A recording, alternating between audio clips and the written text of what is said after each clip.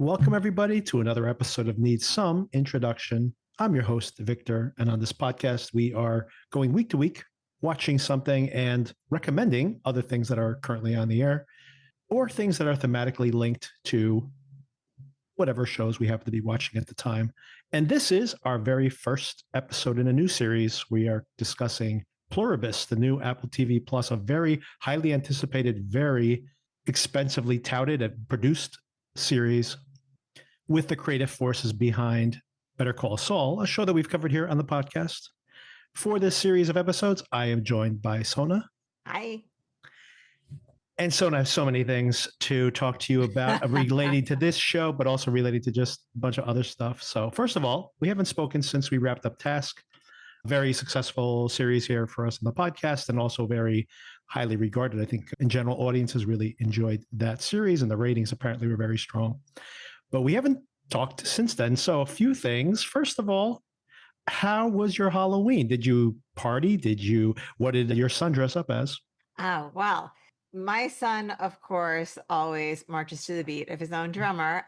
And his thing has been that he likes having different colored hair, and Halloween is the perfect excuse to have different colored hair. So every year we choose a different color. In the past, it was blue and green. This year was red, although it turned out kind of pink, which is a different issue. Then people say, well, what are you? And he says, I'm me with blue hair. I'm me with green hair, which is not a very satisfactory answer for those asking the question. This year, I got him to put on a skeleton t-shirt with the red/fuchsia hair. So he was a skeleton, but then as we discussed on the way to school, only his torso was a skeleton. Yes. Because skeletons don't have hair. Right. He recognized that there was an internal inconsistency and wanted to somehow address it. So he was part skeleton, part kid with red/fuchsia hair, and maybe part regular boy, the bottom half. What was your daughter? She dressed up as a brown bear. So she is a fan of Cute. the series, the We Bear Bears. So the three of them, or her and two friends, dressed up as the three bears. So there's a brown bear, there's a polar bear, and there's a white bear. So each dressed as a separate bear.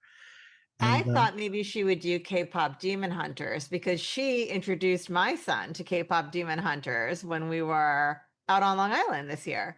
There were a lot of K-pop Demon Hunters costumes this year, for sure. That was probably the one costume that kind of permeated the culture there. Although it's weird, like my daughter dressed up as a Teenage Mutant Ninja Turtle, and we all dressed up as Ninja Turtles when she was much younger.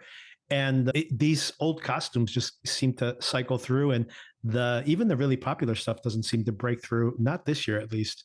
Even the K-pop thing, because for example, I saw some older girls dressed up as like probably teenagers dressed up as the Teenage Mutant Ninja Turtles, and I'm like, that IP is so old, although continuously refreshed. And I assume there's a much more current things that are going around that are not as popular. Although, yes, definitely the K-pop Demon Hunters was a thing this year.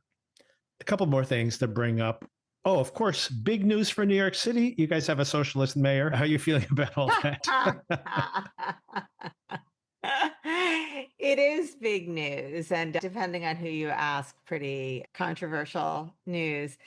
I think so dangerous to talk politics, especially on a podcast, but I am cautiously optimistic. I was very concerned, not about the socialism, actually, but about his age. He just turned 34. And I think about what I knew when I was 34, and it was not a damn thing. And I'm pretty sure I don't know a thing now either, but now I have the wisdom to know how much I don't know. Whereas at 34, I probably thought I knew stuff, but I didn't actually know stuff.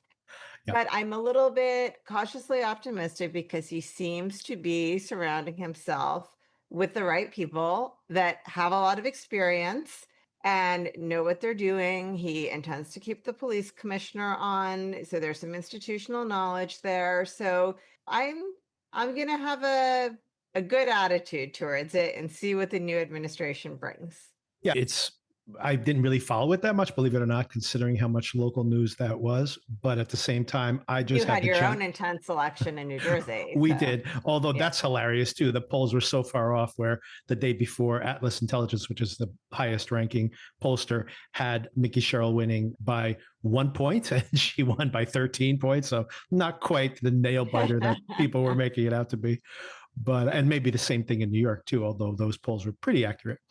But in general, with that, I just find that there's always this hemming and hawing when a particular leader gets elected, regardless. And in the end, it's like, who are the people who are on the cabinet, who are around them, who are helping them make those decisions, and their level of experience. And of course, is that person complete loose cannon or not, which he does not seem to be, seems to be pretty practical, pragmatic at what he's doing. And I think if he's surrounded by the right people, it's probably all going to be okay, despite all the freaking out. And plus, how much power does one individual person have? All the things I just said, like, speak to the fact that we don't necessarily have that at the executive level now in the country, but even some of that is being pushed back. So in the end, things just kind of run themselves. And as long as you don't have a mad person at the helm, it's usually going to work out in the end.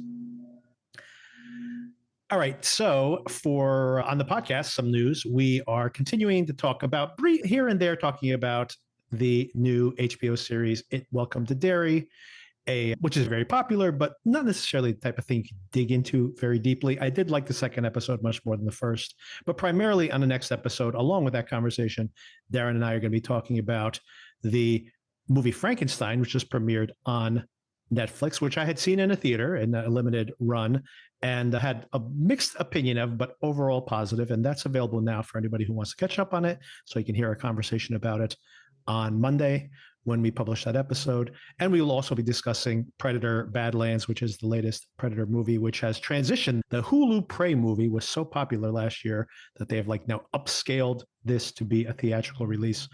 Sona, is your husband a fan of Predator? I think he's neutral about it. I've certainly seen him watch the movies. Is there just one? There's so many. There's so many. Like 9, I think, at this point. I'm thinking of the one from when we were kids. That's the one that people still remember, the Schwarzenegger one. I've certainly seen him watching that here and there at home, but I wouldn't say he's like a fan. I think he's just neutral about it. Not looking forward to it necessarily, right? I don't think so. Yeah, I think this series has some limited appeal, but this might end up being, and it's getting very good reviews, might end up being the biggest of these Predator films. So anyway, I'll have my opinion on that when we discuss it on Monday in that same episode. Another thing I want to mention to you, Sona, you probably did not have this experience because I think you just watched the episodes today of this Pluribus show, correct? Correct. Yep, this morning. The reason I ask is because I watched the first episode last night, a little bit later than it premiered, maybe half an hour after it premiered. And then I tried to play the second episode and I kept getting an error message.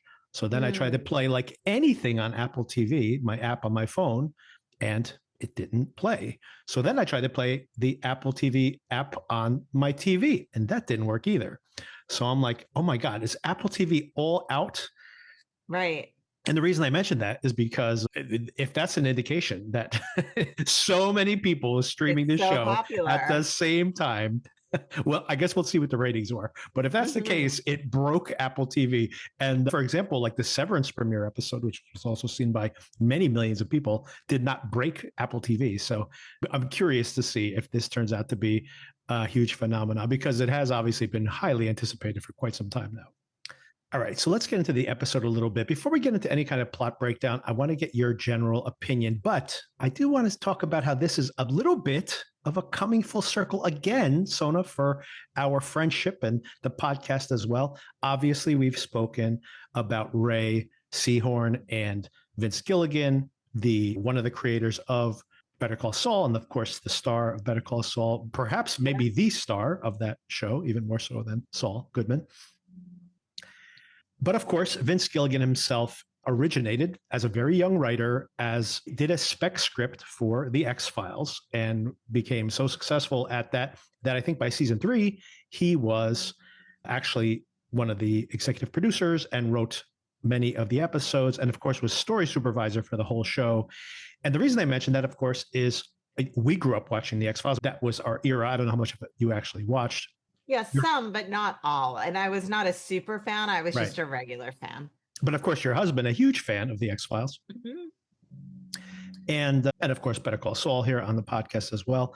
But an interesting revelation I had as part of this coverage, I have been rewatching a little bit of the X-Files here and there. I've been wanting to rewatch it, thinking about running it maybe even as a side project here on the podcast, just maybe bonus material or occasionally dipping into that show. Just a show that I thought would be popular, that needs to be revisited. They are thinking of rebooting like the whole entire franchise again now. There's something that's happening. Ryan Coogler, coming off the success of Sinners, is actually negotiating to take up this franchise and kick it off with a new movie. So the X-Files circling back in the culture. But as part of this rewatch, the first thing I did was to look at, well, where should I start with this rewatch, specifically around Gilligan? And I found the very first show, the very first episode of the X-Files. Not that he wrote a couple of them earlier on, but the first one that he wrote and directed. So I'm like, let me see which one that is, just out of curiosity. And it is an episode called Je souhaite. I probably mispronouncing that, but it means I wish in French.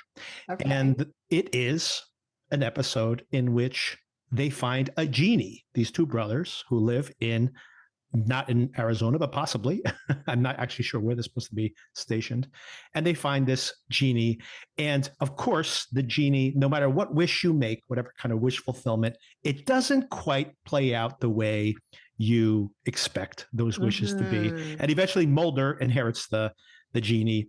But I just thought about that in the context that there's been a lot of press by Gilligan around this show. And he talked about how when this show began, he had the idea of it being a male protagonist.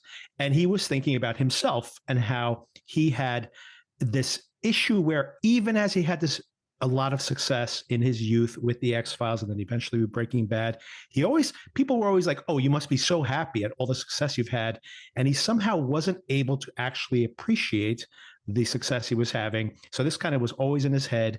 And then he had this idea. It's funny that he specifically brings up I Dream of Jeannie, and he doesn't bring up his own X-Files episode, because I'm like, well, I think it's right in there as well. Because when he talks about I Dream of Jeannie, he talks about, I watched that as a kid and it's such a great idea. But then the show's so boring because these guys are just like, they wish for something and then she has to undo it in the same episode. And it's just not the formula he was interested in pursuing. So he's like, well, what if you kind of have your wish fulfillment, in this case, like world peace? And then what are the negative consequences of this supposedly easy idea, which once again goes directly back to that X-Files episode, interestingly enough.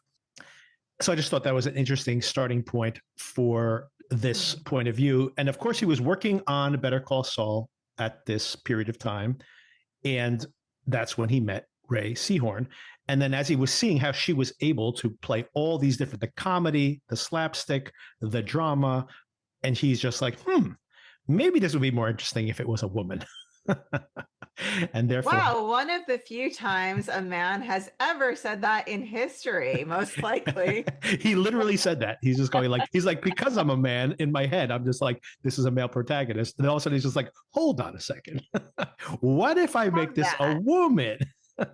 And then the story, speaking of the X-Files, there is a new series called The Beast and Me, which is written by one of the old X-Files writers, by the way, who, as far as I can tell from his IMDb, has not written a single script since like the X-Files and Millennium and like those spin-offs of the X-Files. But literally for whatever, 20 years, 15 years since that show wrapped up, has not written anything. But I saw this trailer and I thought immediately, Sona's going to want to watch this. So you know me so well. And I'm also intrigued by it very much. Right but of up course, my alley. It's produced by, one of the writers of the X-Files, produced by the producer of Homeland, starring Claire Danes, starring Matthew Rhys from The Americans, another one of your favorite shows. And it's about this it's a very difficult woman who's dealing with some tragedy. I'm not going to spoil it here. It is in the description of the show, but you do get a hint of it, but they don't even show you exactly what happened. So some really catastrophic thing has happened to this woman and she's like completely off balance. She's also a writer, so interesting overlapping with Pluribus in a way.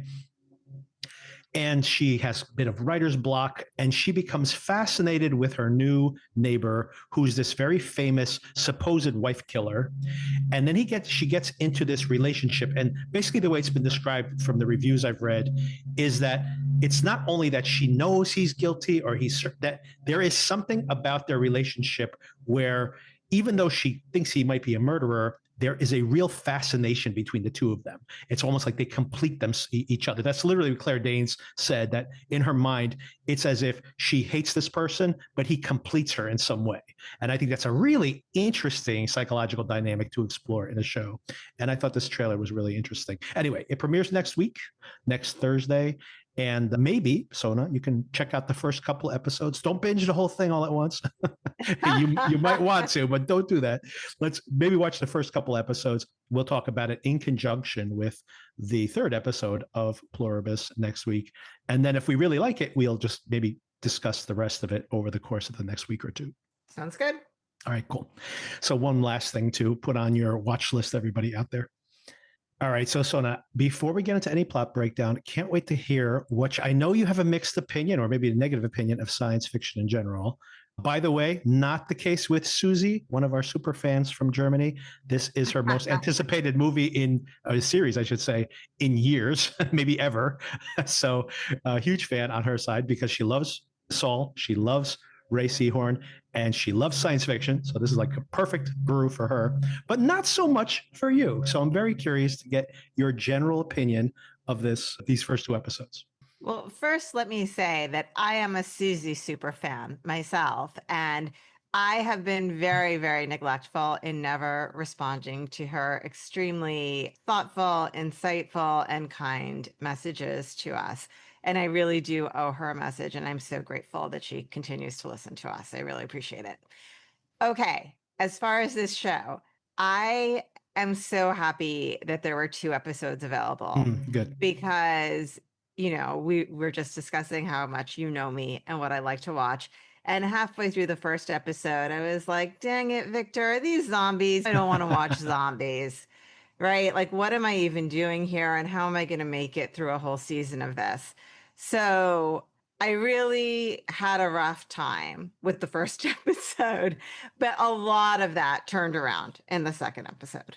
Sona, I am going to save this as a teaser for the end of the episode to make sure people stick around for the whole entire conversation. But I'm going to make the pitch, Sona, that this show is all about you. Well, you know what? When we get to the second episode, there is something that is very resonant with me. So we can talk about that in a minute. Perfect. And I'll give you my grand theory of this show when we get to it, which is in a way or correlates directly to you. I love things that are about me, and in my life, everything is about me. So, I mean, I love it. Well, that's part of the reason I want to save it for the end. Yeah, that's part of the reason I want to save it for the end, because I'm like, I think if you see it in this frame, that you'll take this whole show in a much more personal way, and maybe it'll help you get through it. So, a couple things right off the top. Of course, you hear pluribus, the first thing you immediately think about is e pluribus unum. There's even a little one inside the pluribus, the graphic, if you see it very closely. Yes. One of the eyes is the eye, I should say, is a one. And of course, what does e pluribus unum mean? From many comes one, right? So it's the idea that in 2 ways, and it's really layered when you think about that, because what we're talking about is there were many people, and maybe now you're like, there's one person that we know, Carol's point of view that we're seeing, but more so that there were all these different individual consciousness, of course, that are now all unified, but now she is outside of that whole experience, right? So it's a really fascinating, just a really clever title, to be honest, just when you think about how it like incepts all these thoughts into your mind. And as far as like corollaries here for the story in general, a few things I want to shout out right away is, of course, Invasion of the Body Snatchers. She literally calls these people pod people. So she has seen Invasion of the Body Snatchers. So this is a reference point for her. A film I just rewatched last year, by the way, for the first time in decades because of the passing of Donald Sutherland, the star of that film, the 70s version of it. Actually, there's so many versions of that story, but I'm talking about the 1970s version of it. And but also this year, minor spoiler if you haven't seen this movie, but the movie Sinners has an element of this as well, that when people get, again, if you don't want to get Sinner spoiled, skip ahead like 30 seconds. But when people get turned into vampires, they immediately have this common, this like kumbaya, like join us, join us. It's so great because they now have this shared communal experience. And then there's some subtext there to these Black people in the film that are oppressed in the 1920s or whatever it happens to be in that era, that they're all outsiders, right? But now all of a sudden, through this art supernatural, that there's a seductive element to having this immediate integration, right, into this broader society. So anyway, so that's an aspect of Sinners, which I think most people don't know that going in there. And of course, They Live. Anybody from the 1980s, if you watch They Live, in that case, the aliens, the explicitly aliens that are pretending to be humans, are all nefarious. This kind of subverts all of that. It's almost like an inversion of They Live, if you have seen that film, and in an intriguing way, but definitely a reference point here in the film as well. All right, so let's kick things off. We are 440 days away from whatever the event is going to be, a year and change. We know from Breaking Bad, from Better Call Saul, that Gilligan loves opening these episodes. By the way, he wrote and directed both of these. There'll be other directors and writers from the staff in the rest of the season. This show has, by the way, just a little bit of news. The show has automatically been renewed for 2 seasons. Gilligan, they're already shooting season 2, so we probably will have it next year. Like kind of Apple will probably hope this will be big and then steamroll into next year with the second season. They actually delayed this for almost an entire year, I think, so that season 1 and season 2 would be closer together.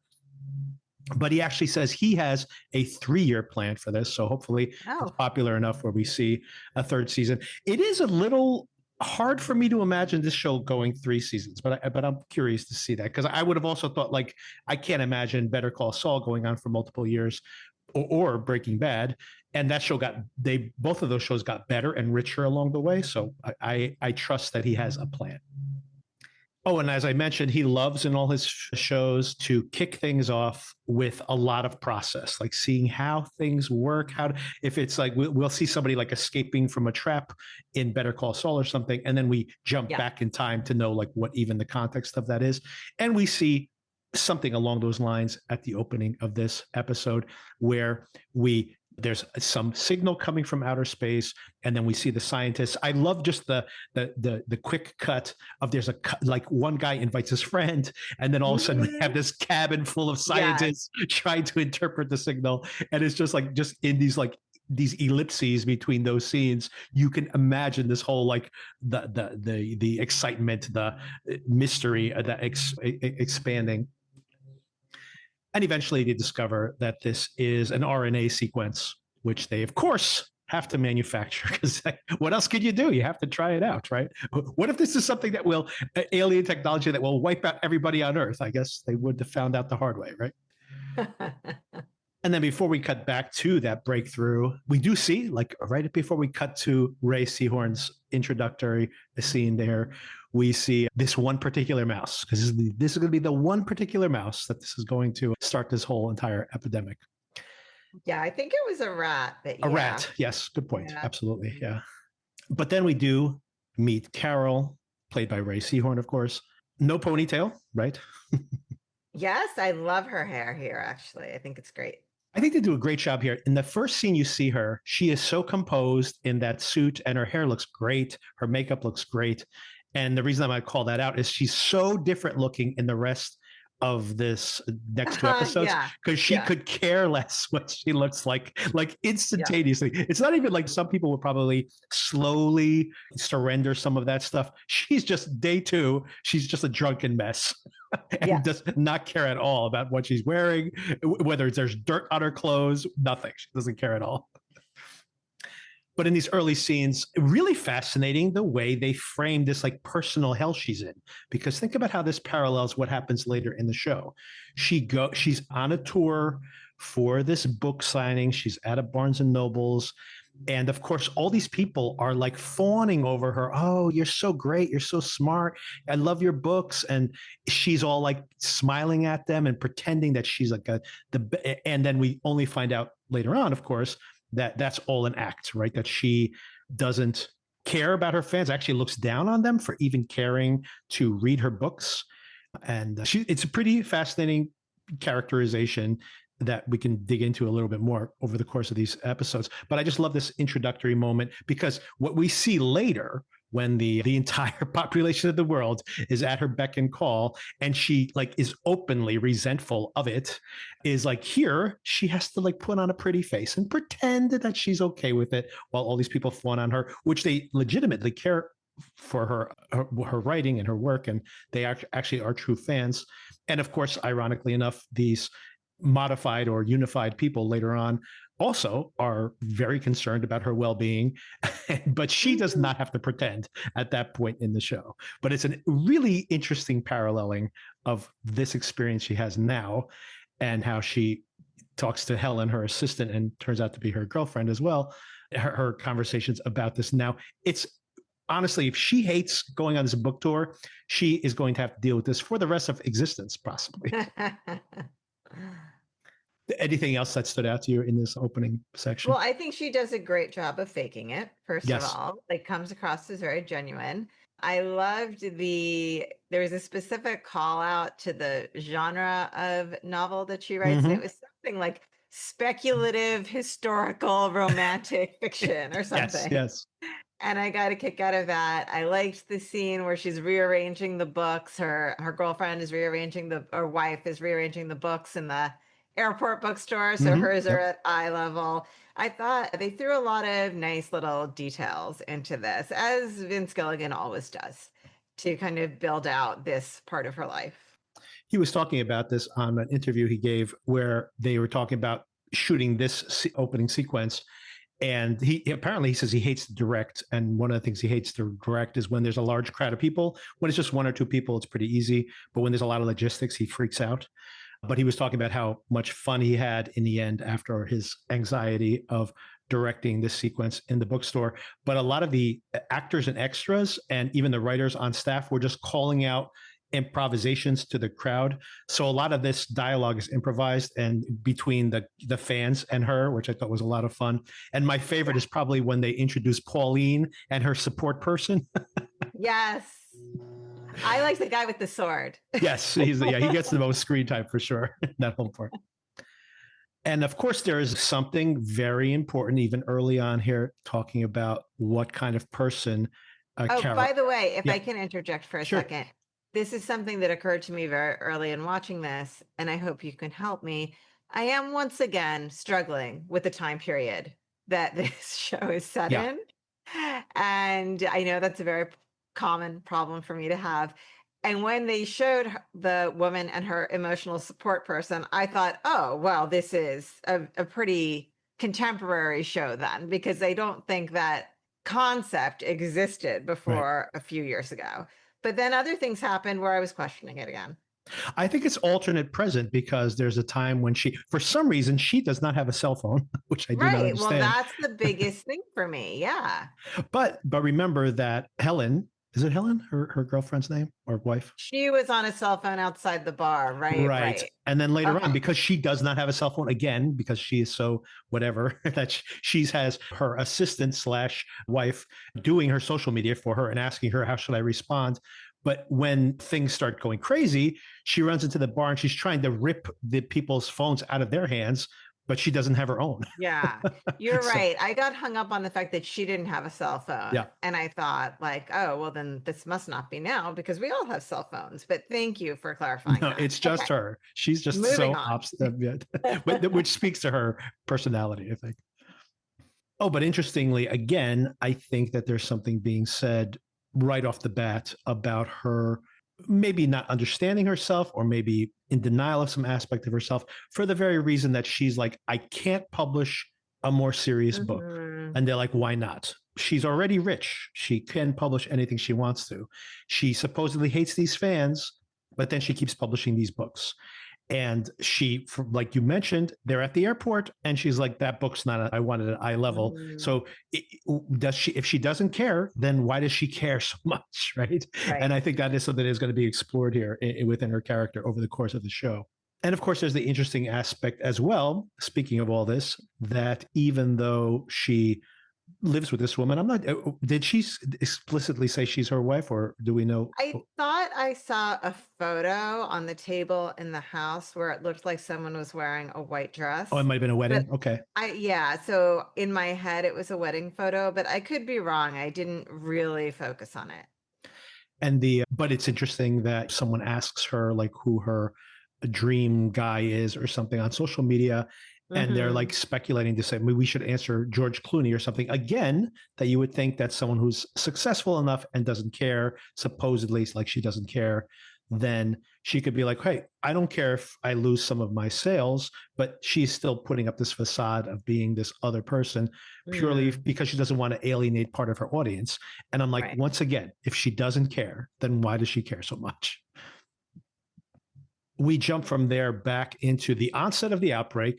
So we see this whole situation where this rat, like you mentioned, is in this state. I actually thought the rat was trying to what is going on here? Is the rat like faking them out or something? That's actually what I took from it, because the last thing she says, right, is like, if I didn't know better, I'd think. So like, to me, the natural end of the sentence was the rat was playing dead. Right.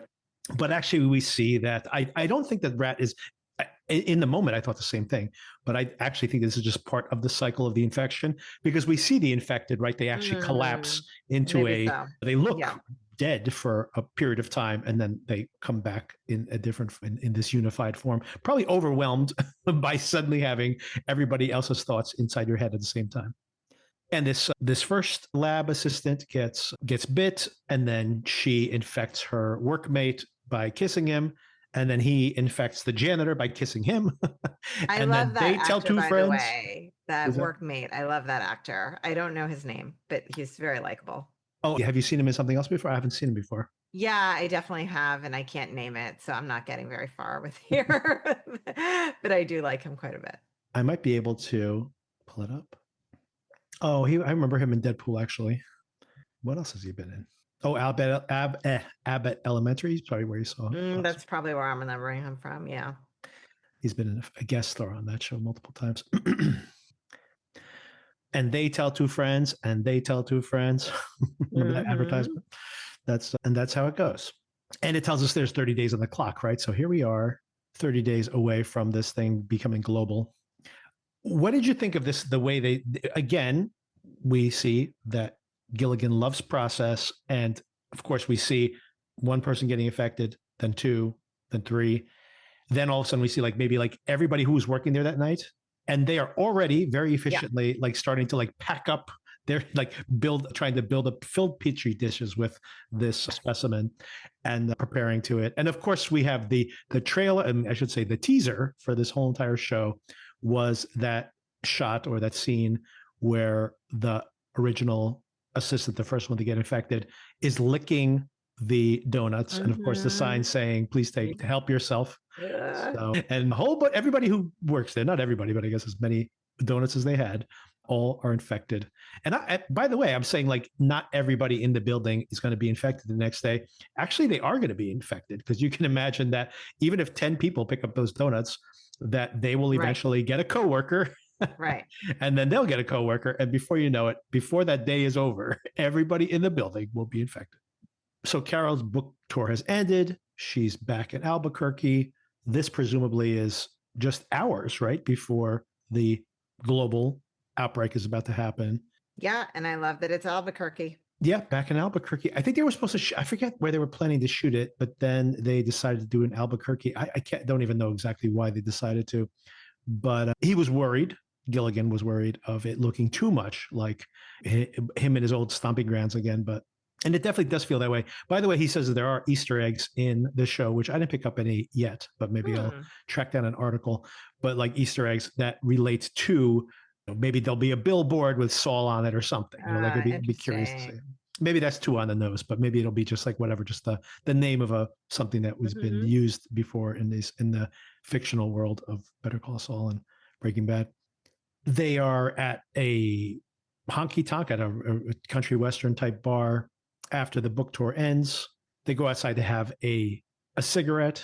Carol notices the planes overhead. I assume this is when they are seeding the atmosphere, because everybody seems to get infected at the same time. So I think this is when the significant global outbreak is happening, which we find out later on was accelerated because the military was kind of onto them. Oh, but before then, Helen does encourage Carol to publish that book that she's been working on for 4.5 years called Bitter Chrysalis. So it sounds like there is something like sci-fi even in these period pirate books that she's writing, which is kind of a weird element to it as well. And gives her kind of a backhanded compliment to tell her that you should be happy that people are reading your books. Because she says, I tried to read Finnegan's Wake in college and I couldn't get through it. So in a backhanded way, she's telling her, well, you know what? People do read your books. Yeah. And she has that line about like, maybe it's not art, but it's making somebody happy, something like that. Right. And then, of course, the outbreak begins and we see that Helen collapses to the ground. This is what actually kills her when she hits the ground too hard. This is all triggered because Carol sees somebody crash their car and passed out behind the steering wheel. And of course, this is going to happen to everybody in that general area. And even from seeing the trailers and even just hearing the premise, this is such an obvious comedic premise. Like there was that Last Man on Earth TV series that again was like the fantasy of being around with all these resources just for you, and then the nightmare that becomes. So it's such a rich comedic premise. But this opening segment of the show is utterly heartbreaking when you see Carol lose Helen. Like Ray Seehorn gives an incredible performance here and just sells. Like you have to buy that they had this connection because up until now, you could just read everything as she's just a very helpful assistant that maybe hero the vibes were there, though. I was wondering about it, but yes, I agree. Except for like the grabbing her hand in the back of the car, it's relatively discreet relationship they have with each other. And then, but then of course, when she's like calling her baby and and then she wakes up for just that moment. Oh my God. All of that is so devastating in this whole section. And simultaneously, we have the horror of this situation, right? Where it's just like she's driving down the street, things are on fire, like it's total chaos everywhere. And it goes straight into like a horror movie. And I think this is the part where you were thinking of tapping out. That's exactly right. I was kind of like, come on, are these zombies? Yeah. And of course, she has those questions herself later on. But that's pretty terrifying too. She gets Helen to the hospital, obviously can't communicate with anybody. And then everybody starts moving. And there's something like you mentioned, it's really intriguing because you have like the stereotype of this is very much like the pod people in Invasion of the Body Snatchers rather than like zombies attacking in the street, because it's like they're working in unison. It's like they're communicating without speaking. They're very effective. They're like bees or something, right? Like literally. Yeah, they're like helpful zombies. Yeah, exactly. They're very reason like a colony of bees that are all like working in unison. And, you know, and what's creepy about it is just this, that everybody's behaving that way aside from you. It's uncanny, basically. And but of course, even more creepy is when they all are talking to her and calling her Carol all at the same time, which is utterly terrifying. Could you imagine that happening in the real world? It would be one of the most terrifying things you can imagine. And she immediately is like, get in the car, and she's out of there. But I like how they do whatever she says. Like they're trying to help with her get rid of Helen's body. And she's like, put her down. And they just put her down and then step off the car. That's like, okay. Yes. Very good at following instructions. Definitely. Yeah. And I think, what do you think about this? I think it's a great idea that if Helen had been one of the unified people and is like living in the house, that could be interesting, because then she's thinking like, am I just pretending this is Helen? Is there some aspect of Helen still in there? But by having Helen die, but also be unified with them, in a way, it's such a double-edged sword, because she blames them, even though these individual people, collectively, they obviously made a choice to infect everybody, but these individual people are just victims of the infection, but she's like taking it out on them.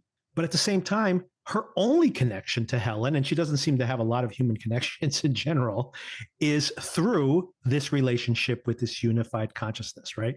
So it is, I think that is a really smart way to keep her on the hook in a way, right? Because it's like it represents like this longing for connection, and then her duality, right? Of wanting to be alone, but then this longing for connection as well. Yeah, and I think that's something that's brought to the forefront more in the second episode, Absolutely. Mm-hmm. where she's meeting other people, and you will get there. Yeah. Yeah. I think that all that I'm laying on here, that thematic Yep. thing, is explored in the second Yes. episode. And unlike you, I actually thought just the horror of it is so well represented in this first episode, but then ends, by the way, on incredible comedy at the very end of this first episode. Yes, so funny at the end. So funny. Yes. So really blending this horror, like straight up horror, and like I was expecting some of that. I was expecting the comedy. I wasn't expecting to be heartbroken when she loses Helen. So that was a total surprise for me. And all of it is so well balanced and works really well, in my opinion. I know, like I said, your mileage may vary depending on whether you're into these type of stories or not. But also I have confidence that the showrunner and the filmmakers know what they're doing. But yeah, all of this thematics, I think, was really rich in the second episode. So she gets home, of course. She still has Helen's body with her. She's trying to break into her own home. And then very creepily, the next door neighbor's kids come over and decide to help her out and say, hey, by the way, which of course they know this because they're unified with Helen's memories as well, that, hey, you have a spare key over there. This happened like 5 years ago or something. You forgot about it, but it's still there. And she gets into the house, which creeps her out, of course. And then she starts flipping through the channels. Oh, by the way, before then, she tells the kids to clear out. And like everybody in the cul-de-sac, they're all like, okay, let's all get in our cars and get out of here. Yeah. But she's flipping through the channels. She ends up on C-SPAN. And this is hilarious. So there is the funniest thing about all of this. After she pours these 2 giant drinks, by the way, she has like a regular sized drink. She downs the whole entire thing. Then she just fills the glass because she's like, this is going to be a long night. And I'm not even going to cork the bottle. I'm just going to leave it here. And she sits down, calls the phone number. Luckily, she has a landline, by the way. And she calls the number that's showing at the bottom of the screen. And they're like, Carol, call us. Yes. But the funniest thing for me in all of this is that they have the crawl at the bottom is updating as the guy's giving you additional information. I love that there's somebody out there who's like so proficient at their job that they're like, I'm going to like update the crawl on this C-SPAN broadcast to just Carol. As if they need to modify that. Like she's not getting the gist of it somehow. By the way, I call BS on the fact that the cell towers would all be out because when Sandy hit in my apartment, when I lived out by the river, that Sandy hit and the power went out and all my neighbors, I had a 4G network, like a cellular network, like in-house, and I could still watch TV and I could still use my phone via the cell tower. And everybody in the building had to come like watch TV at my apartment because I had a 4G cell tower because the cell towers have batteries on them. So the cell network was still operational even when everything else was dead. So I do call, they should have done their research a little bit better on there. Or maybe it's different out there in Albuquerque. I don't know. But maybe. Not sure. But luckily she has a landline. What did you think of? There's so many great details in this whole conversation. First of all, this guy's the Undersecretary of Agriculture. She's like, where's the president? He's wearing a suit. He was intact. I love the way they say this. He was intact. He was nearby and he was wearing a suit. So he's the guy. Love it. And she's like, so you're in charge now? And he's like, no, nobody's in charge, actually. Or everybody. We're all in charge. Right, exactly. I loved her performance here when she's like so frustrated, like, what's going on? She's just freaking out. And he says, we, and she's like, who is we? And he goes, we is us. And her whole body just slumps down. Like, that's not helping me. Everybody but you, Carol. Exactly. And 11 other people, apparently. There were 12. Turns out it's 12 eventually. I like the fact, too, that there is something, maybe something hinted at here. Maybe I'm overreading this, but maybe it is something that will be developed, that there is some level of some local version of uniqueness to these people. Because you think about the fact that this guy is a politician, right? And he's up there like he's like a talk show host or something, right? And you have to assume that that's not the way everyone would present themselves on screen. So there's still some localized personality or some vestige of it somehow in there. And probably the person who's updating the teleprompter constantly, also probably something that is localized to that particular person who does this for a job every day. Or the person, by the way, this is another thing that actually made me laugh out loud, which is the idea that they're made this animation of how this came from this star system, and like someone sat it down and made this animation for Carol. Like it's not for a network audience. Carol's the only viewer of this information. Yeah. But they still took the time to make this animation for her. And what do we find out here? He's not a alien. These aren't aliens. They're not pod people. They are still the same people, just they've had all of their experiences merged together. And then there's a little bit of a threat here at the very end when she says, what happens when she says no if they want to find a cure for her? And their response to that is, well, you're not going to want to say no. But how do you read that? Because I guess they're saying that she still has the choice to say no, right? So, but how do you, we're going to talk about this, I think, in a lot more detail when we break down episode 2. But what did you think about like where you are at the end of this episode? Like, is this a nightmare? Do you think there's like, I think this is like where you actually see the philosophy that's going to be explored subsequent episodes beyond episode 2, but already begins in episode 2, is the idea that, is this a dream come true or is this an absolute nightmare? I guess it depends on how much your personal uniqueness is valued to yourself, right? Yeah, your own sense of self and individuality. Yeah, exactly. So where were you at this moment? Are you like, this is my worst nightmare, or like this could not, like, so scenario 1, the idea of being this unified kumbaya cult is a nightmare because of the loss of individuality. Scenario 2, you're the only one who's not in there, and that's alienating in its own way. Or scenario 3, that's fantastic. It's like the whole world is your oyster now. So did you have a particular way you were lining up in that? For me, this is my nightmare. I assumed, yes. Yeah. What did you think? For me, it is a nightmare too, but I can picture myself being the playboy that we see in episode 2, that deep down inside, I would be very concerned. Sona, just think about this one detail. No more podcasts. What a nightmare. What the world would be so much more limited if people, I was going to say, if people couldn't hear my opinions every single week, but you know what? They would hear them instantaneously. That's what would happen. Everyone all over the world. There would be That's no really funny. But a lot less of those ads running on those podcasts too. So that's another plus. No more advertising. Think about that. Just no more advertising. What a relief to not have to listen to advertising all the time. I don't know. I've done too much therapy. I've invested too much time in my sense in of yourself self. to then lose it, right? So yeah, and it's really interesting, even at this moment where it is setting things up. She, of course, despite complaining about it, likes having this fandom. Obviously, she continues to cultivate it. And now, of course, be careful what you wish for. You suddenly have everybody on Earth at your beck and call.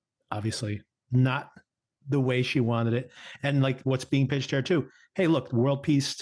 Mm-hmm. But at what cost? Is this the cost for world peace? Well, then, once again, be careful what you wish for. Okay, episode 2 is called Pirate Lady. So again, we open on a very procedural type note. We have this actress. Her name is Carolina Widrum, who's playing Zosia. Mm-hmm. She's in some Middle Eastern country. I was trying to see what the painting was on that highway she was on, because it probably would give away her actual location, but I couldn't place it. Oh, I didn't notice that. I did notice the Arabic lettering on the truck, though. Yeah, when she's riding the motorcycle, there is like the road she's riding on actually has big lettering, like the whole entire highway is painted with some phrase, maybe the name of the city or the port that she's in. Anyway, I couldn't piece it together, but I'm sure somebody more familiar with that geography would know where that place is supposed to be. And speaks to the fact, by the way, shooting at these different locations around the world, why this show cost $15 million per episode to produce. But again, I love this procedural aspect of it. Zosha is trying to get this person out of the car. She needs assistance. She's struggling with it. Immediately, a car pulls up with other bodies to assist. And then, of course, the motorcycle shows up. This is just a way for her to get onto the motorcycle so she can navigate the traffic in the road because of the broken down cars. She switches places with that guy. He continues to do the cleanup. She gets on the motorcycle.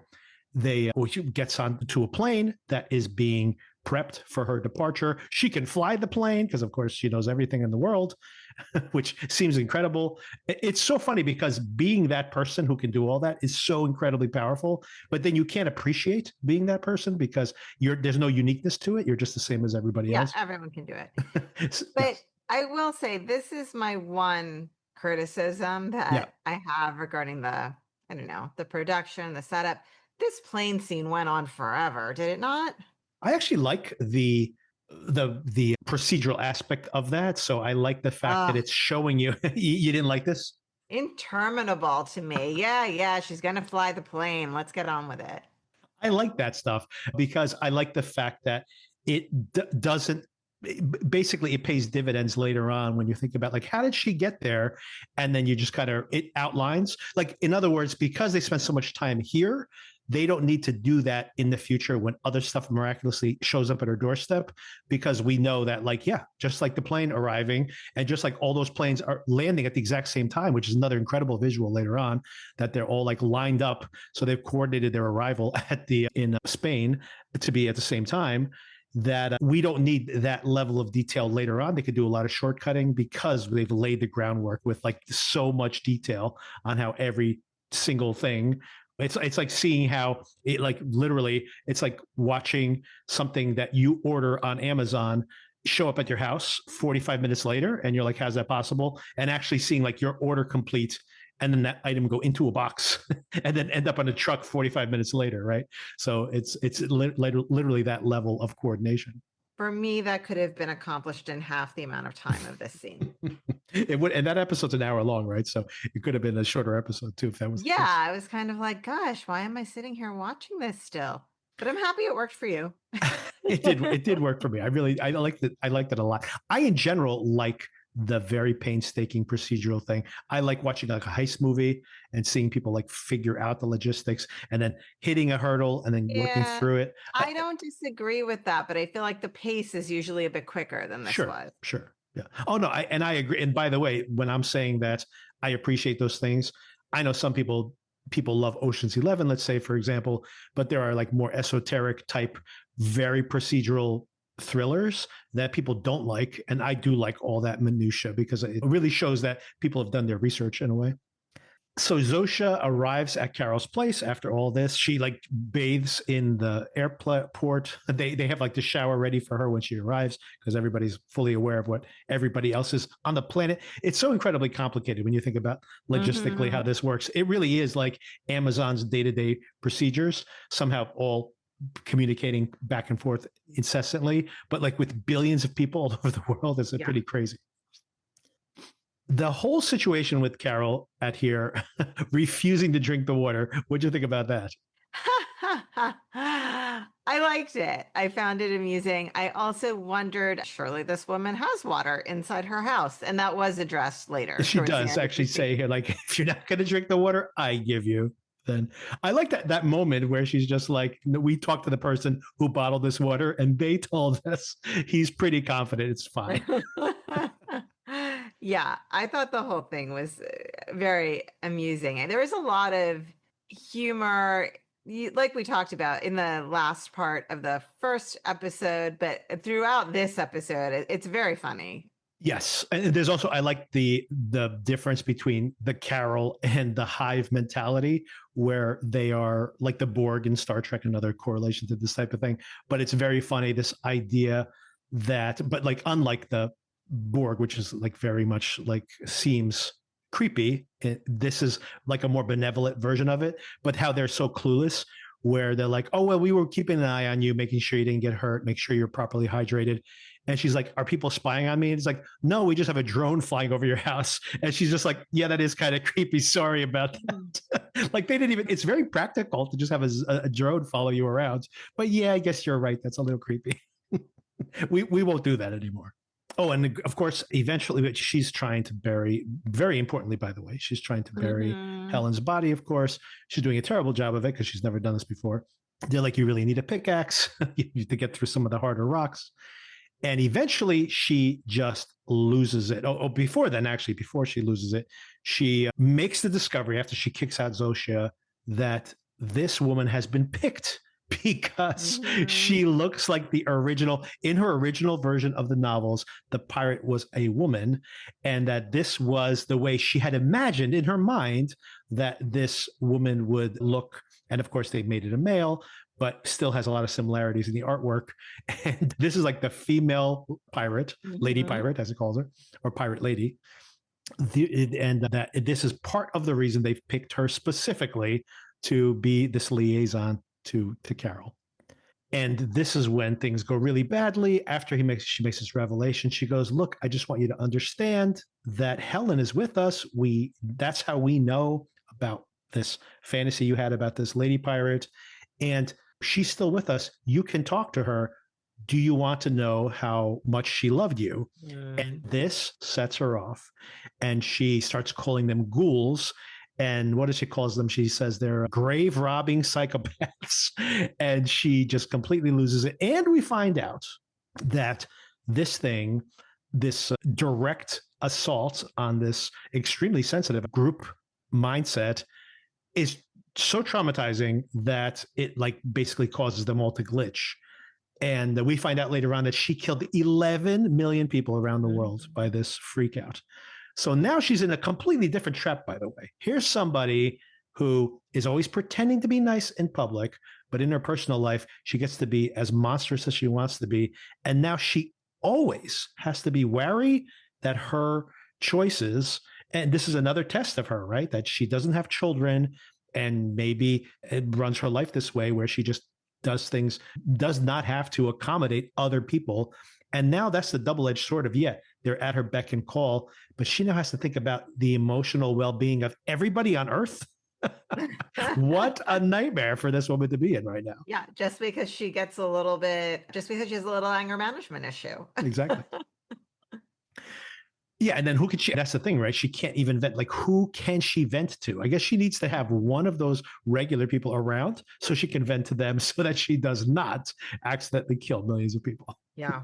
This is very cool the way they visualize this too, right? So she immediately goes, just showing us, by the way, again, this could be a very unlikable character, but every single time she sees somebody like collapse around her, even one of these people, she tries to help, right? So Yes. she like drives into town to try to get help for Zosha.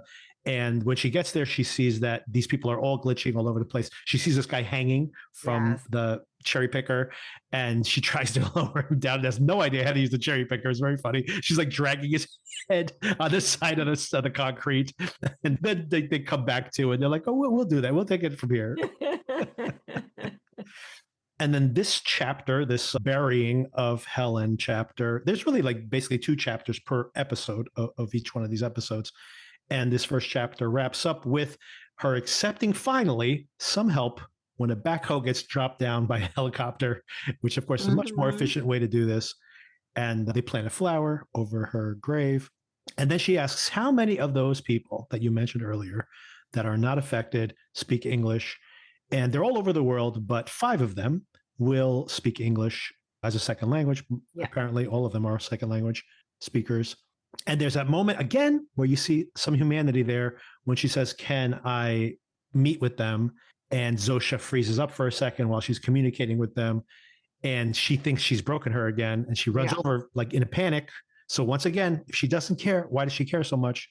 And she starts like, can you hear me? Can you hear me? And she just, I love the performance here by this actress. Mhm. And she's just like kind of looking through her and she's like, we hear you.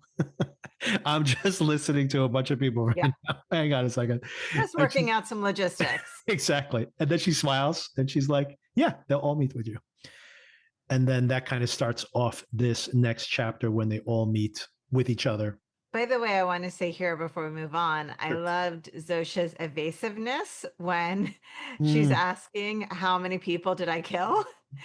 And she's like, dozens. And Zosha's like, hundreds and just like quiet thousands. And then when we find out the real number, wow. 11 million. Could you imagine, like, in your mind, you're like, oh my God, it probably is thousands.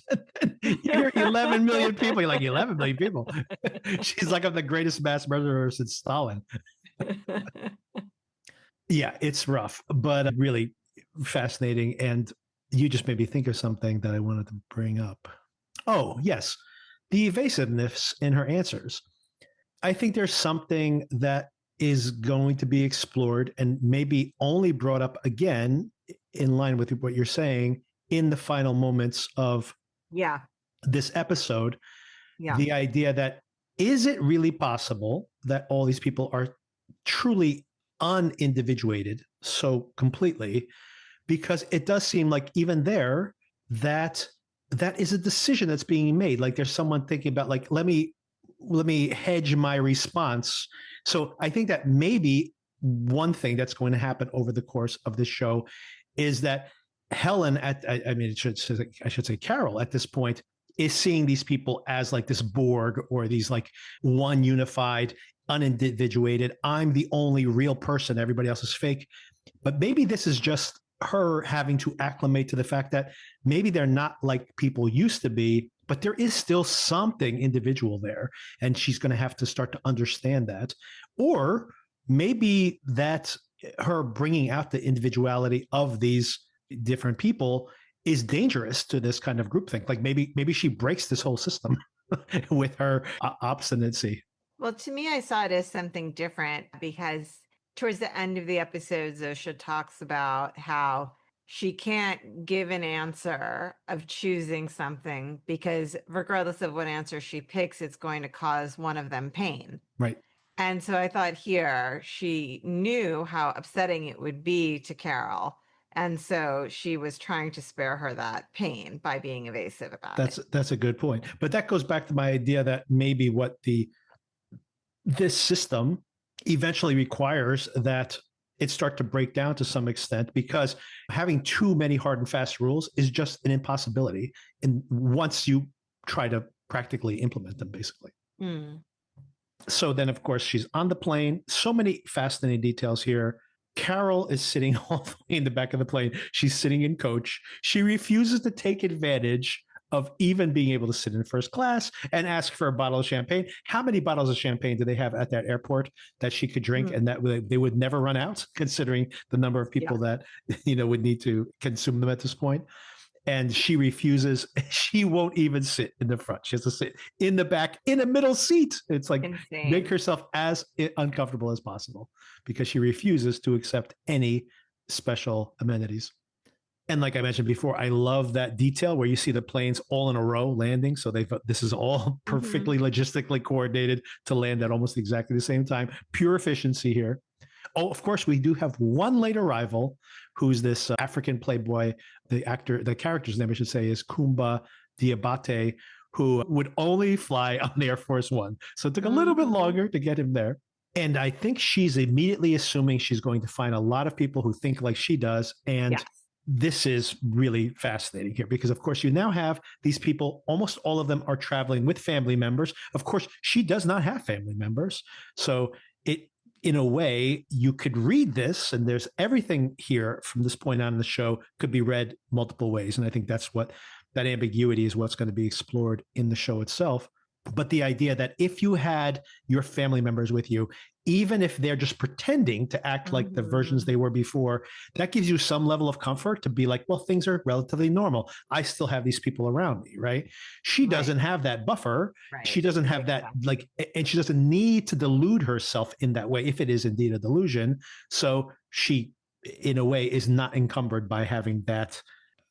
And then the question becomes, well, is that a good thing or a bad thing for her, right? Right. Mm-hmm.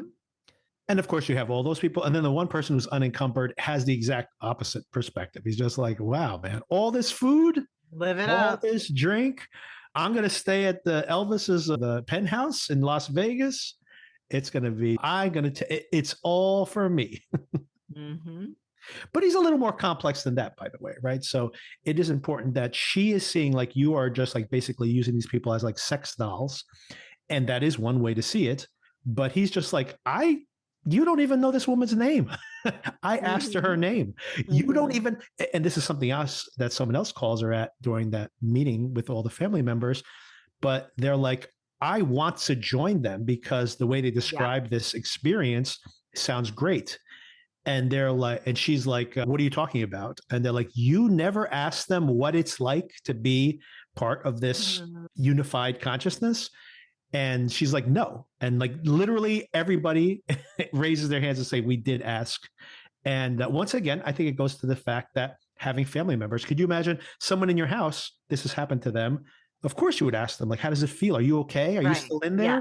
Yes. She Mhm. doesn't have that. She doesn't have to interact with anybody, right? Especially having lost really the only person that she would even think of asking those questions to. And at this point, obviously, the Kumba Diabate character is going to become bigger and bigger.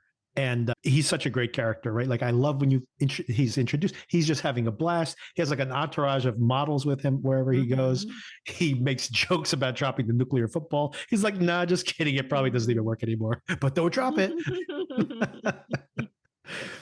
But how did you feel about those scenes when she is confronting the family members? Obviously, she is not anticipating any kind of pushback.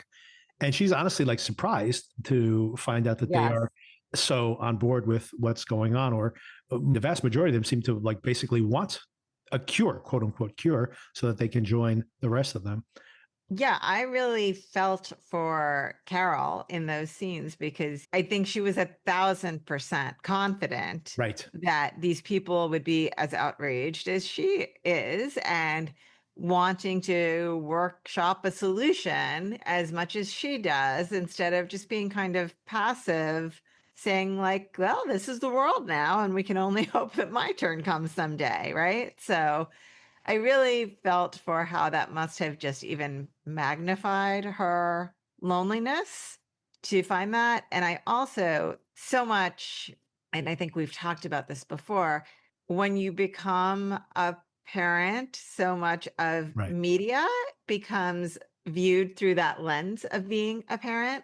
So, especially for Lakshmi having her son and her parents there, she had, I guess, both sides, both generations. I could understand the idea, especially with your child and also with your parents, of saying, like, regardless of what has happened, this is still my child and these are still my parents. I do like how she punctures that though by having I start Yeah. asking Lakshmi's son about like Yes. what gynecological instruments he likes to use best when Yes. he's giving a pelvic exam. Yes. And but I like the fact that Lakshmi's not even like shocked that she would ask her, even though she does at one point say, "Watch your language. There are children around." Yeah. And Mhm. of course, which Carol is like, "What are you talking about? Do you know what the Yes. if Not this is truly?" really. Yeah, Yeah. there's that. This kid's seen everything, literally, at this point. Anything that's possible on Earth, he's experienced it. So, you put that in order. But Lakshmi as well, it's as if she's saying, like, you need to help me with this participating in this illusion, right? Like the idea that she just calls her a terrible person, to be like, you don't have to rub it in everybody's faces. And I think that's the problem that Carol's having here. Although she's obviously not in a great place either. She collapses at one point. Again, she triggers, God knows, probably another millions of Mhm. people again Mhm. when Yeah.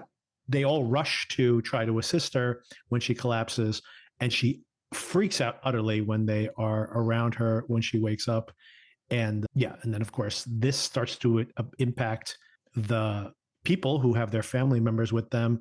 And of course, the attachment, like you said, you're still attached to that body, even if that body is shared in some way.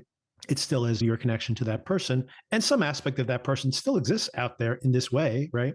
And the only way you have any kind of connection to them is through that physical body. So it does make sense that they would be attached to that form of the person. Of And course. if that kid disappeared and then some random guy in the street says, no, actually, I have all his memories too. Let me tell you about him. That might be some level of comfort, but it's not the same thing as having your child physically there, of course. Of course. There are some funny details here and some creepier ones here too. One, of course, the rushed rollout of this at first when this thing was spreading, that nobody died in the entire Right. rollout because they were very careful. As I'm sure, if you're infecting somebody, some people, like we saw at the bar earlier on. Some people are still standing up, like frozen in place, twitching, like they Yeah. don't actually collapse. But some people, obviously, if they're like flying a plane or driving a Yeah. car, they might end up in a car wreck that kills them. And we find out that's like like almost 10% of the world population, or around 10% of the world population, maybe more actually, was killed during this accelerated rollout. So that's makes them a little more complicit. And a little dig here, by the way, they don't let Carol off a little the first time we see that maybe, and once again talking about that, maybe there's some individuating going on here, that they turned it on her and say, didn't you kill 11 million people? So that's the first time that it's the exact opposite of her like being like, I don't want to really tell you the number, to being like, well, you murdered 11 million people. Okay. That's a quite a attitude Well, change, right? it was the Indian woman, it was Lakshmi that says that. Oh, she said the So 11 million. yeah, I thought that the actual number came from I'm sure the Zosha. actual number she found out from one of the, I don't know what we want to call them, not zombies, I'm calling I'm but calling them the unified. Let's the call them. unified. I'm sure that's where Lakshmi found out the actual number, but the one Mhm. who actually tells that news to Carol is Lakshmi. Wow, that's a harsh bill. Yeah, maybe because she's talked about how her grandfather died in the car Yes. accident, and Mhm. maybe she was asking questions when it came out that way. What did you think about the fact that once again the idea of like implementing your a philosophy that sounds good on paper and the pragmatic aspects of it are a little trickier. I liked when they say like, hey, they freed all the animals from the zoos, even Love though this. some of them got mauled by the animals when they freed them. Love this. And love the one woman saying, there was a giraffe outside my house. I tried to shoo it away, but it didn't go. I Ate all loved my it. leaves, ate all the leaves on Yeah, my tree. That was the priority loved at it. that moment. I can't believe they ate all the leaves on my tree. Yeah, and part of that freak out that Carol has is she starts yelling out before she actually attacks directly the unified people. She calls them all traitors to the human race. She can't let it go. By the way, she walks away, and then Lakshmi is like Mm-hmm. good riddance, basically, and Mm-hmm. she just has to get that last dig in. The next time we see her, by the way, she wakes up the next morning drunk again. I like how there's a detail that when she's waking up, that you see a giant bottle of whiskey like Mm-hmm. is completely full there on her nightstand. It's as if they're like, I know the only thing she's gonna want tomorrow is like a gallon of whiskey. So let's just put it in there now. Well, okay. Before we get to that, can we just back up 1 second to Sure. that lunch scene? Yes. Yes. This is where I started to feel a resonance with Oh yeah. my Please own do. life because they explain, and this is partly what you were talking about of like, this philosophy sounds very good, but practically, what does it mean? Which I think is true for religion generally, Right. right? Like you have this set of principles that all make sense, but the application of it a little bit trickier. But especially here, when they're discussing the actual principles for this, the premise of all of this, and they're talking about how they couldn't kill the lobster, Right. so that's why Mhm. we have chicken. And then I started thinking, like, but aren't they going to run out of freshly butchered chickens like any second now? And they talk about how they're not going to be killing animals and how they make a specific reference to trying to avoid killing insects with their feet. Right. All of this, I don't know, purposeful or not, but very directly corresponds to the principles of Jainism, which Yeah. is my family's religion. It may also correspond with Hinduism and Buddhism. I'm just Hmm. not familiar with those. I do know that there is a certain generation of people who all seem to have viewed the same documentary about Jainism and about Jain monks sweeping insects out of the way as they walk in order to avoid killing them. And they are all convinced that I must be doing the same thing. But I am not that devout. So, but I have definitely absorbed the principle, the overarching principle of Jainism is nonviolence, and that applies in all forms, whether you're Right. talking about being a vegetarian, and I am not a good Jain in that way. I am not vegetarian. And then also in your actions and words towards other people. And so I don't know if this was a purposeful correlation, but the way they are describing their principles are exactly what Jainism is. Yeah, a couple of things there. One is, and I haven't heard him say this, but I do think that Gilligan has flirted with Buddhism in the past. And Mm-hmm. Buddhism also has this idea of Yeah. like first do no harm, basically. And like, so in general, try to avoid harming other individuals unless you are like in direct harm, possibly to yourself. Yeah. So I think that's probably influences this for sure. So you're similar to the religion that you're describing. Also very funny about I did find it that the one time that these people who are just like, oh, I love all of these details, that everybody suddenly goes, wait a second, you can't kill animals for us? Like that's the one thing Yes. that everybody wants What to are be we able gonna to eat? kill animals. Exactly. That's very important. I do like the solution that, hey, what if I catch a fish? Will you Yes. prepare it for me? That's a good Yeah. solution. I think, hey, become a farmer and yeah, you get The to eat as much meat as you workaround. want. Exactly. Yeah. And you can grow your own animals. But this is again like the cell tower thing, a little bit BS here. How many frozen chickens and stuff are out there? Even if you have enough for some of these are going to rot, but some of them are probably frozen for long term.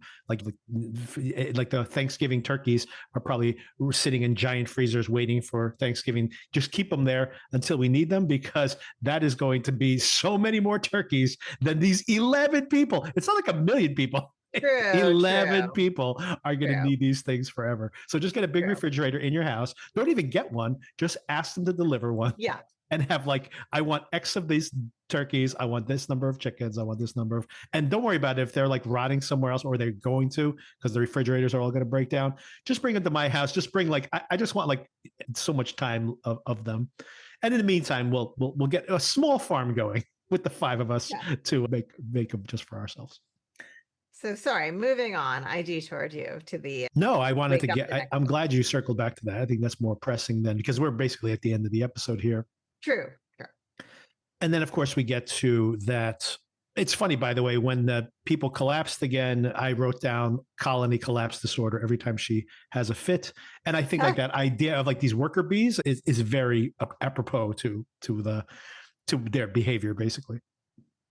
The next morning she wakes up, I should say, and she calls up and she goes, is there something you can do to keep me from having these fits? And they're like, unfortunately, no. You basically make your own decisions. We can't make you not have those fits. I guess what she could do is just force herself to be more isolated from them, but that's not probably what she wants. Again, Well, she could control her emotions, but yeah. well, can she? This question. Speaking to that point, she turns out that everybody has left. They'd left her alone. They don't want to hang out with her, except for Diabate. And he only hung around because he actually wants her permission to take Zosha with him to Las Vegas. And she, like you mentioned, says, I can't choose one or the other because one will be hurt. But there is a moment where she seems to contemplate the fact that when Carol says, you could just tell us both to go to hell, basically, and do your own thing. So there is maybe the planting of a seed. Once again, what I started thinking is like, maybe that is something that will be explored here, is the idea that there is some individuating of these characters eventually, or maybe that just being near her, maybe it wasn't anticipated, but maybe she rubs off on these characters in some way, or maybe just creates enough variables in this equation that it throws things off. Something I forgot to bring up all the way back when she's arriving on the plane, a very interesting point that is brought up is the fact that Zosha warns her that these people are still allowed to make their own decisions. So we can't protect you. The idea being, of course, that if she pisses these people off, imagine that Lakshmi decides to kill her because she's like, look, you killed my grandfather and I can't have you just having a fit and accidentally killing another family member. Maybe these people are like, well, she's a liability. We got to get rid of her. And they'll be able to do that because they know they won't prevent them from doing that potentially. They'll probably try to protect her, but there's just so much protection you can have if everybody has their free will. Again, the limitation of the way of doing things, where if everybody has their free will, makes their own decisions, and I can't hurt anybody, what if your inaction hurts somebody, right? There's all this gray area in any of these kind of philosophies. And then they have this very interesting conversation where I think, and this is going to be the philosophical debate, I think, between these two perspectives, where Diabate is saying, look, you didn't even learn her name. Like, how much do you really care about her? You're like supposedly respectful of her, and you could care less of even asking her what her experience is. So who's right and who's wrong here? Like he is in a way using them, but he's acknowledging their selfhood in some way. And she, on the other hand, is supposedly being respectful of this person and yet not even caring to know what their name is. But then there's some aspect of her. Once again, I do think she's longing for her ex. And now, intentionally, here, Zosha has become like that surrogate or that connection to this consciousness.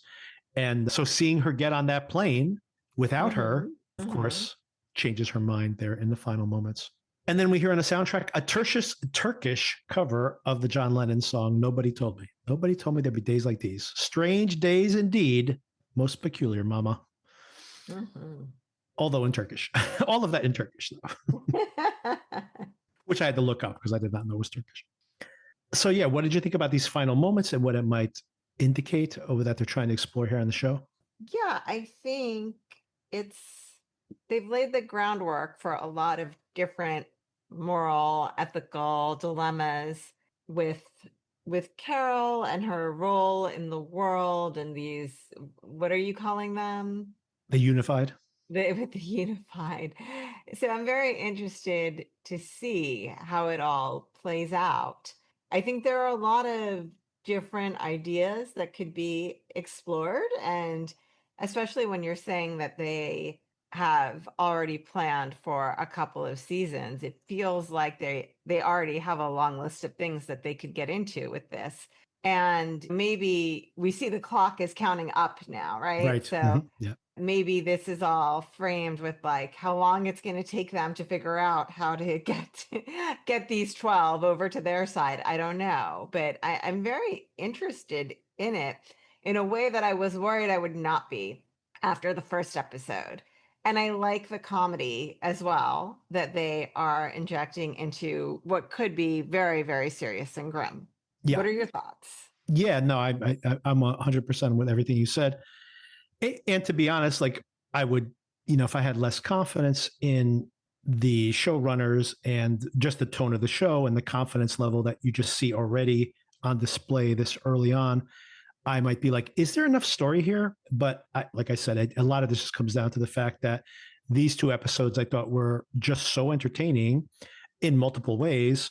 And the humor's there and the drama, and I love the characters already, and there's interesting dynamics. So I'm basically really intrigued to see the next episode, although I personally can't imagine what the storyline would be over like 2 or 3 seasons. But that's not necessarily a bad thing because I am enjoying the ride, basically. So Right. Okay, Sona, here is why this show is actually about you.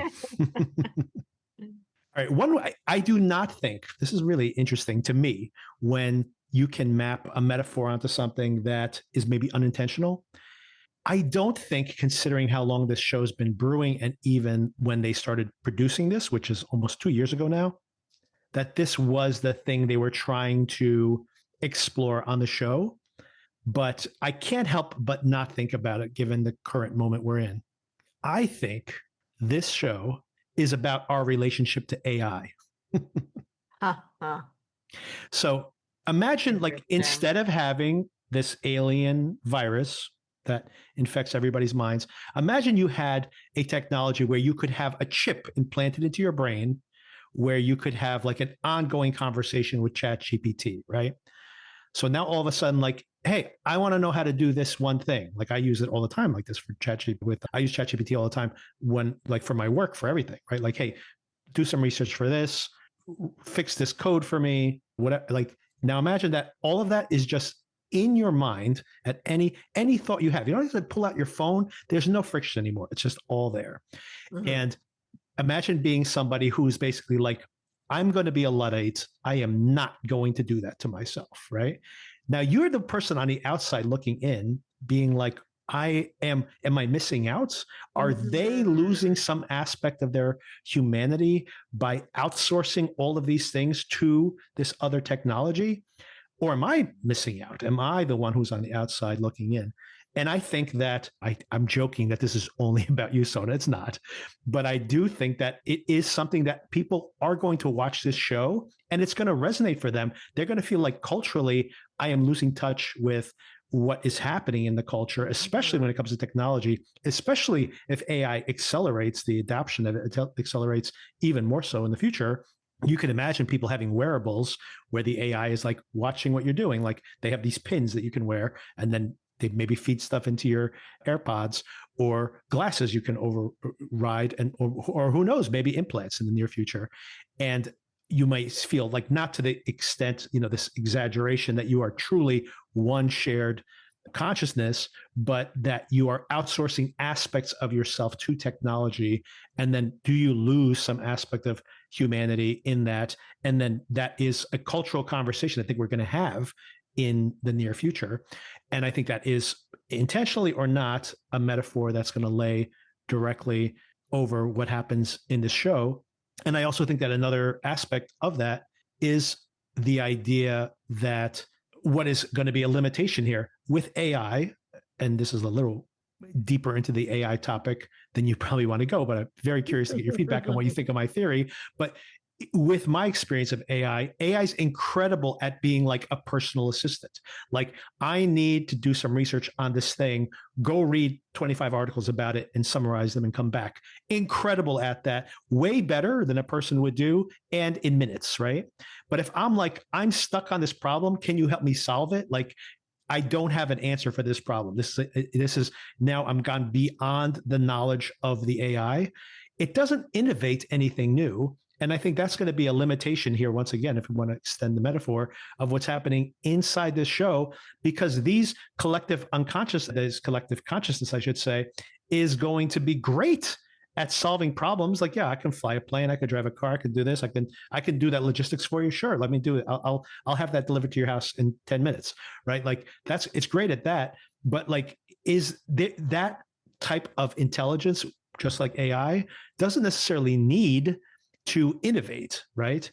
And we need regular people to innovate new thoughts. So that is actually the value proposition of where the limitation of AI that still needs to be fed by a human consciousness, at least now anyway, for the time being, that it needs to have innovation is still coming from people, not from the AI itself. And I think that maps directly onto what we're seeing here, where they're great at being your personal assistant, but are they going to write the next great novel? And maybe that's the payoff for this whole entire show, that Carol gets to write that great novel. The bitter chrysalis, yeah.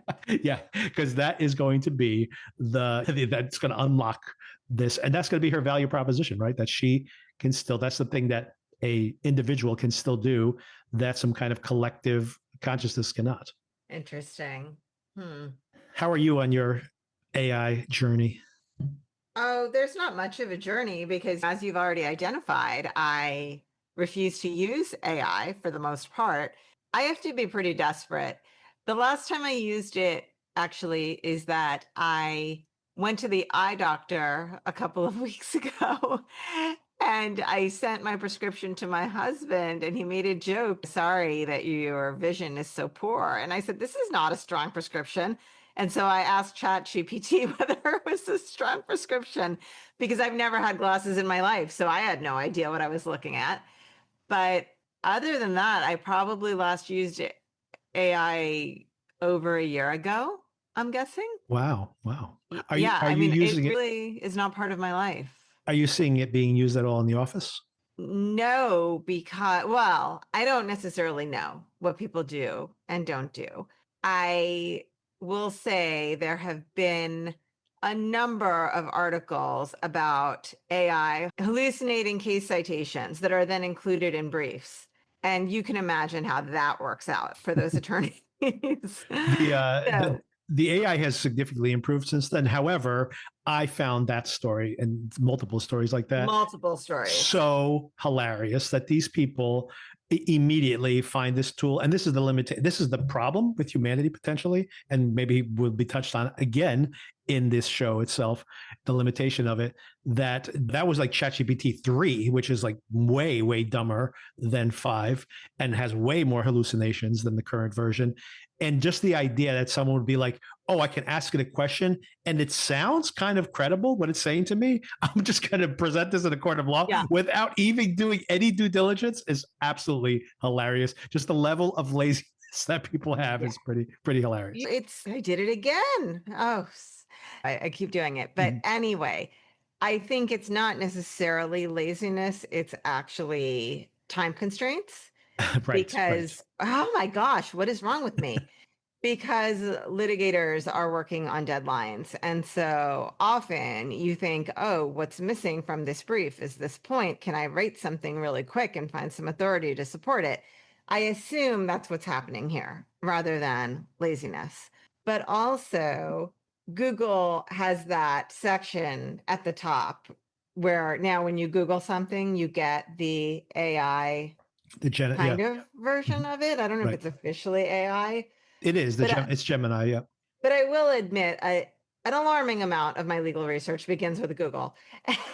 And so I will often Google something about whether something is allowed under the rules or if there is a statute that addresses something. And I will look at the AI portion first because that's what comes up first. And it gives you that little link that you can click. And Right. often when I see the link, I think that is not support for what this statement says. So it will be something related to what that statement says, but I Right. feel like the AI has made a leap that I do not feel is warranted. So I'm pretty jaded on the use of AI at work.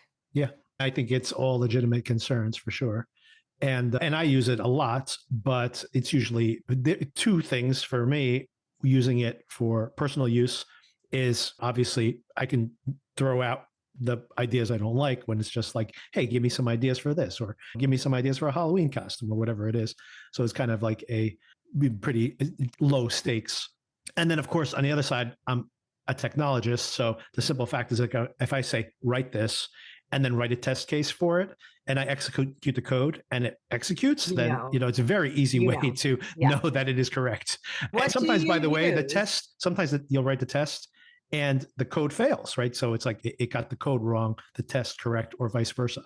So that definitely happens, but it is pretty easy to ask it to rewrite the code if it got it wrong, because you have a very concrete, it's like, do this math problem. Your job differs than mine in that way. Exactly. The math problem is correct or it's not correct. It's not. Are you using ChatGPT? What are you using? Well, we have a separate, it's basically based on ChatGPT, but we have a work GPT. Gotcha. Which is just based on ChatGPT. It's using an API. It just anonymizes the traffic that goes to ChatGPT. But it's also very powerful because we get to, I'm saying, for example, we have a platform where everyone documents everything, and we have to document everything now, which the double-edged sword of that is no one used to document anything. Now, if I search for a particular topic, I get like hundreds and hundreds and hundreds of pages. So I'm like, well, this is completely useless for me now, because now I'd have no idea out of these hundreds of pages which one of these is the correct answer. But all of that information is now in this LLM. So I can now say, if I'm like, I want to know what the contract for this API is, and it has to be the latest version of the API, I don't have to look at 25 links. I can look at, it will just respond with the correct answer. So in that case, it's much more concrete and much easier. I just remembered. I'm sorry to cut you off. I'm excited about what I just remembered. I did try and use, again, ChatGPT, just because this is the one I hear about. I know there are many others out there that are probably better, but this is the one I hear about, in order to book work-related travel, because I have to book my own travel. And I had left it too long, and I knew there were not going to be a lot of great options. So I asked ChatGPT, find me the best flight from New York City, I think I said from JFK, to LAX, business class, fully refundable for these dates. And it told me it couldn't do it. Oh, okay. Because I had seen these Instagram reels or Facebook posts or whatever it was saying, oh, look at this use for AI. The airlines don't want you to know that you can save thousands of dollars by using it to find the best flight. But it failed me. I don't know if that version, the unpaid version of GPT, would be able to do that, because I don't think it can look at current web traffic. But the paid version, which I see. I'm not recommending you pay for it, but I'm saying that the paid version can basically do research, which it's limited. And first of all research is limited. Like it'll actually tell you, like if you're doing, for example, you could say like, these are all my financial assets and I plan to retire in X number of years. And it does this incredible amount of research. But if you're on the free version, like halfway through it, they're like, oh, you've exceeded your research cap. Try again tomorrow. So it's like, but it is very thorough in its research when you have the actual bandwidth. So you probably would have had better results with the paid version. But interesting, for things like that, it's not always great anyway, because it has to, like, for example, if you're like, give me the best price on these appliances, it's probably not looking at the very, very latest version of the web page anyway. So that's kind of a little overstated. And I'm pretty sure, just like anything else, that if you're booking your travel months out where the prices are relatively stable, it's going to be much better than like, this was for, I need to go to LA in 7 days. Right. It's probably going to be like, either it will not have that data that it can research, or if it did, it would probably be using the wrong. So by the time you actually go to book the flight, it would be like, oh, it's actually $500 more than the price that you saw. So, but I think if you're trying to book travel for next year, you'll probably have a great result in like being able to like look up like it'll make a giant table of like 85 different options and be like, this day at this hour is the best one, but it needs to have a lot of options for that to be able to make that kind of analysis. Good to know. But yeah, that's just one way to possibly use it.